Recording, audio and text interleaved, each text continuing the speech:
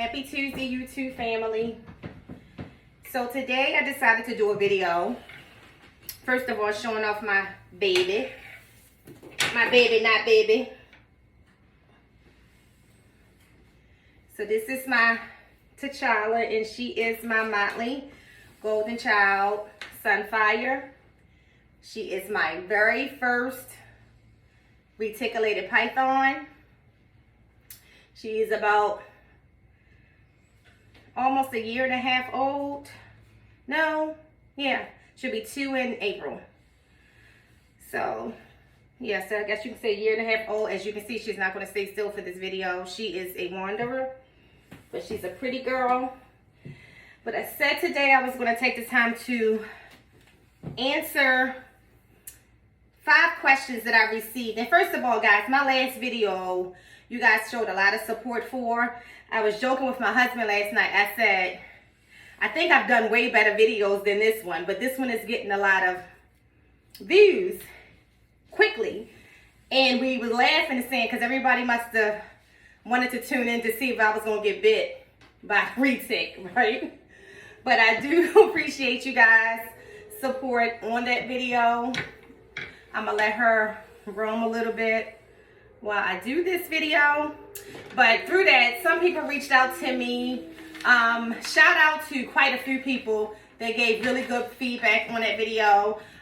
Some people I've just engaged with for the first time. One that really impressed me was the real Tarzan.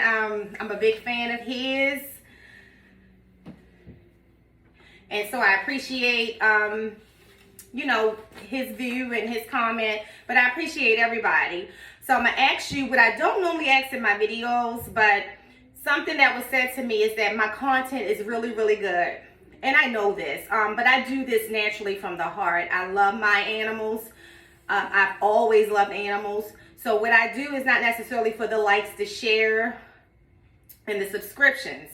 But the reason why I did get on YouTube is to get that exposure. So I got to keep that in mind. So I'm going to ask you guys to like, share, subscribe, share with your other reptile friends and families. You know, I'm not a big breeder or anything like that. I haven't breeded a snake ever yet. I don't even know if I want to be honest. The animals I have are my dream animals throughout my home, from corn snakes to ball pythons to boa constrictors to the Burmese to the reticulated pythons, the green tree python, the red ear sliders, the tegus, and my favorite lizard, the Asian water monitor, Larry. So I'm going to answer the 5 questions. Some of them I don't think I've ever really shared on here, so this might be kind of cool. The first one was, why don't I do live feedings? First of all, none of my animals in here eat live. I learned very, very early in the hobby what a dollar rat could do to a $2,000, $3,000 snake. So therefore, for me, that's not an option. I haven't fed live in 25 years, and I've been doing this for 30 years. So that is why I don't feed live. Why don't I do YouTube videos for live feeding? So anyone who knows me personally know I'm an advocate for U.S. ARC. I am an advocate for us being able to keep all the animals we would like to keep, whether I want to keep a venomous snake or not. Those people who do want to keep a venomous snake, I'm an advocate for them. But it's just like with everything else, guys. What we put out is what we're going to get back. So in this negative environment around our platform, I choose not to show live feedings. And mainly because to the people who are not reptile owners, who are normally the people going against us, it's not other reptile owners, right? To those people, it's barbaric. To us, it's nature. It's the only way our animals eat. We have to stock up freezers of pigs, and we have to stock up freezers of rats, and we have to stock up freezers of bunnies and rabbits. That's our lives, right? That's how we keep these animals so well nourished. But to people who are against us, they take that and they use what we do for good for bad. So that's why I personally don't show feedings on my channel. I actually showed probably about a year ago one feed is showing the approach of the feed for T'Challa for educational purposes, for more of the reptile people who watch my video to see a safe way to feed your animals. But I don't do it like, you know, it's the animal eating. It's a private matter for them anyway. If you ask me, you like to eat in privacy without somebody in your face with a camera. I don't think my snakes have to have that. It's not something that provides any type of engagement for them. It's more entertainment for other people. So I just choose not to do it. Doesn't knock others who do, but that's the answer to why I do not do it. Have I ever had a sick animal before? So never in my life have I ever had an animal for respiratory infection, for example. Never. Even today, 30 years, never had that. About 2 years ago, I stepped out of my normal comfort and I ordered 2 ball pythons from someone who was a part of a reptile community that I was in, and I wanted to support because I really liked the person. That person sold me 2 ball pythons who were infested with mites, and I have a huge collection of snakes. I was livid. If you know me, I love my animals. So of course, you bring the animals in, and I never had to, honestly, in 30 years, quarantine an animal. I do everyone now. But even then, I did a short quarantine with them and brought them into one of the second rooms. I normally have like a quarantine in a second reptile room and then the main reptile room. Now it's reptiles everywhere. So I kind of have, 2 quarantine rooms and then 3 reptile rooms now. But what I had to do was treat my entire collection. Now, only those snakes were affected, thank God. But of course, for precautionary measures, I treated my entire collection. So that's the only bad experience I had. And I truly believe that had I not stepped outside of my normal breeders that I would go to for my animals, or the trusted breeders, that would have never happened. So that was a big lesson learned for me. Those who know me personally know I have never gotten over that. And I kind of stick to those people who do a great big volume nationwide, or individuals who've been doing it a long time, who love animals and just have integrity, right? Just wouldn't do that. Would not sell an animal that they knew had mites. So that's the answer there. But other than that, the only animal I ever had that died was a ball python who lived 22 years.